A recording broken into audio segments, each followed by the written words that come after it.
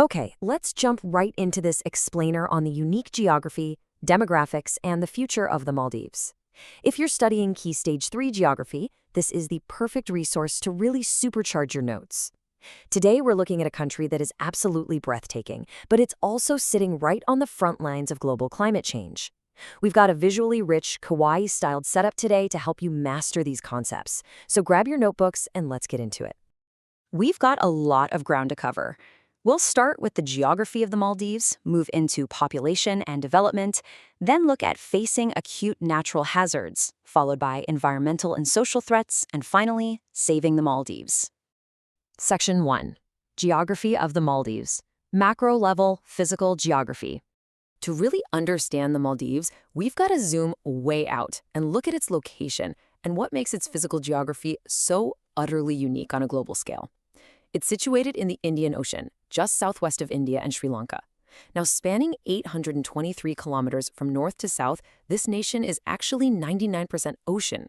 It's made up of 1,192 coral islands, but it only has about 298 square kilometers of actual dry land. That literally makes it one of the most geographically dispersed countries on Earth, sitting right on top of a massive submarine mountain range. Now, you're going to hear the word atoll a lot when studying the Maldives. Definitely get this into your glossaries. An atoll is essentially a ring-shaped coral reef or a series of islets that encircles a central lagoon. And here's a pretty amazing fact. The English word atoll actually originates directly from the local Maldivian Dihi word, atolhu. The Maldives itself is grouped into 26 of these incredible natural formations.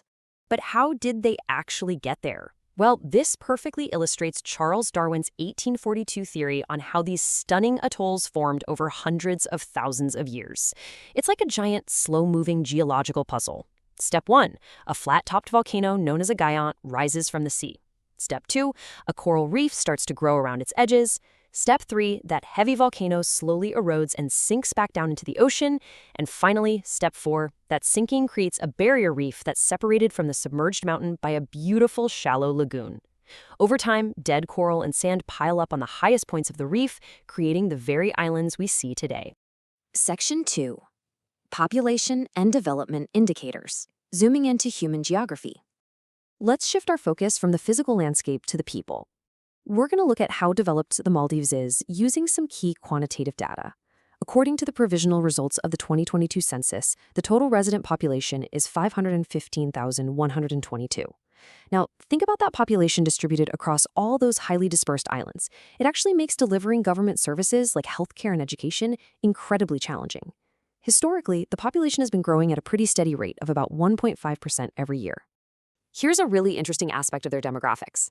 Approximately 26% of the resident population are foreigners. That means there's roughly one expatriate worker for every 3 locals.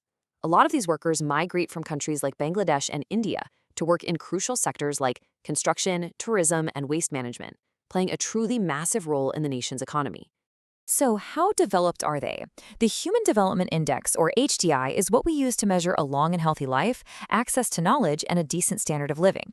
The Maldives boasts an HDI of 0.747, placing it firmly in the high human development category.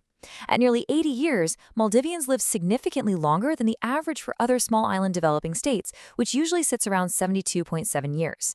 This is honestly a huge success story for their public health and living standards. But, and this is a really big but, measuring wealth through GDP per capita reveals a hidden vulnerability. You see, the Maldives relies heavily on high-end tourism. Back in 2019, they actually had the highest nominal per capita income in South Asia at over $15,000. But then, when the COVID-19 pandemic hit and global travel ground to a halt, there was a massive economic drop in 2020, down to $9,883. We're talking about a 33.5% contraction of their entire economy. Thankfully, there was a sharp rebound in 2021 as tourism reopened, but it perfectly highlights just how fragile an economy can be when it relies on just one major industry. Section 3. Facing acute natural hazards, the antagonists of our story. With an average elevation of just 1 to 1.5 meters above sea level, making it the flattest topography on Earth, we absolutely have to examine the immediate physical dangers this nation faces. To really anchor these concepts, it helps to listen to the people actually living there. A resident of Ras Malé put it like this: the unpredictability of weather events has become pronounced, with heavy rain occurring unexpectedly, resulting in flooding, adversely impacting livelihoods. Changing weather isn't just a statistic to them, it's an everyday, unpredictable disruption to their homes and their lives. Make sure you note down these primary natural hazards for your exams. The Maldives is exposed to high-impact, low-frequency events, like tsunamis originating from the Sumatra subduction zone. But on top of that, they face frequent, highly destructive hazards. Cyclones with winds over 150 kilometers per hour, swell waves from the Southern Ocean that cause sudden coastal flooding, and intense monsoonal rains. And paradoxically, changes in the monsoon also cause seasonal droughts, leading to severe freshwater shortages on the outer islands. It's a lot to deal with. Section 4. Environmental and social threats, chronic and systemic pressures. Let's look at how this builds from short-term acute hazards into long-term chronic crises that threaten the country's very sovereignty.